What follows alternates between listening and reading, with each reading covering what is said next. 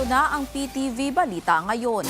Nagkaloob ang National Housing Authority ng kabuuang 64 million pesos na tulong pinansyal sa mahigit 2,000 pamilyang naapektuhan ng sunog sa Parola, Tondo, Maynila. Ito ay kasunod ng direktiba ni Pangulong Ferdinand R. Marcos Jr. sa NHA na agarang magbigay ng tulong pinansyal sa pamamagitan ng Emergency Housing Assistance Program. Dito ay tumanggap ang bawat pamilya ng 30,000 pesos. Tiniyak naman ng ahensya na nananatili silang matatag sa paghahatid ng agarang tulong at programang pabahay para sa mga komunidad na naapektuhan ng kalamidad at sakuna.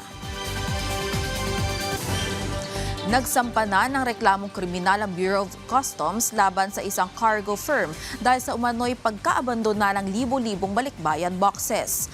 Ayon sa BOC, inihain ng Department of Justice ang reklamo laban sa Makati Express Cargo Incorporated o MECI at ilang opisyal nito. Kaugnay ito ng 117 40-footer containers na naglalaman ng mahigit 36,000 unclaimed balikbayan boxes na naiwan mula 2024 hanggang 2025. Dumaan umano ang mga shipments sa Manila International Container Port, Port of Cebu at Port of Davao. Nauna nang binawi ng BOC ang registration ng kumpanya noong Enero matapos umano itong mabigong magproseso at i-release ang shipment sa kabila ng show cause order. Tiniyak naman ng BOC na patuloy ang koordinasyon sa iba't ibang ahensya para maibalik ang mga naabandonadong balikbayan boxes sa karapat-dapat na recipient. Samantala, alamin na natin ano pang balita mula kay Tricia Aragon ng PTV Cotabato. Assalamualaikum, Fiobagi Muyag, magandang araw. Narito na ang PTV Balitang Cotabato.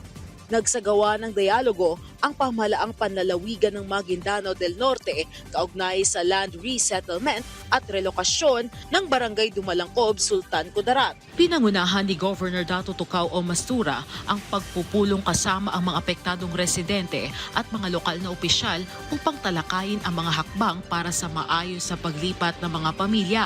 Ayon sa pamahalaang panlalawigan, nagbigay ng karagdagang palugit ang pribadong may-ari ng lupa bago tuluyang ipatupad ang pagkuha sa nasabing property. Tiniyak naman ni Governor Mastura na hindi pababayaan ang mga residente at kasalukuyang inihahanda ang mga relocation options at assistance packages para sa mga apektadong pamilya. Samantala sa iba pang balita, formal nang pinasinayaan ng European Union at ng Bangsamoro Transition Authority ang na-refurbish na BTA Parliament Building sa loob ng Bangsamoro Government Center.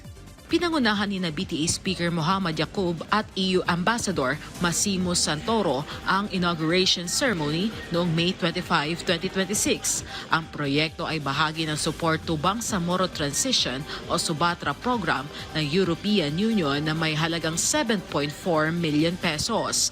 Kabilang sa mga pagpapaganda sa gusali ang renovated main lobby at entrance, bagong prayer room at visitor lounge, rehabilitated pond na may waterfall at footbridge, bagong security room at mas pinagbuting accessibility features gaya ng ramps, railings at non-slip surfaces. Ayon kay Ambassador Santoro, nananatiling matatag na katuwang ng BTA ang European Union sa pagpapalakas ng pamamahala, reforma at lehislasyon sa Bangsamoro. Binigyan diin naman ni Speaker Yaqub na higit pa sa pisikal na pagpapaganda ng gusali, sumisimbolo ito ng matibay na partnership at pagkakaisa para sa mas responsibo at makataong pamamahala sa Bangsamoro. Dumalo rin sa nasabing inauguration ang mga miyembro ng parlamento, mga opisyal ng BARM at mga development partners. At yan ang balita ngayon dito sa Cotabato. Ako si Tricia Aragon, syukran at magandang araw. Maraming salamat, Tricia Aragon. At yan ang mga balita sa oras na ito. Para sa iba pang updates, i-follow at like kami sa aming social media sites at sa PTVPH. Ako si Vel Custodio para sa Pambansang TV sa Bagong Pilipinas.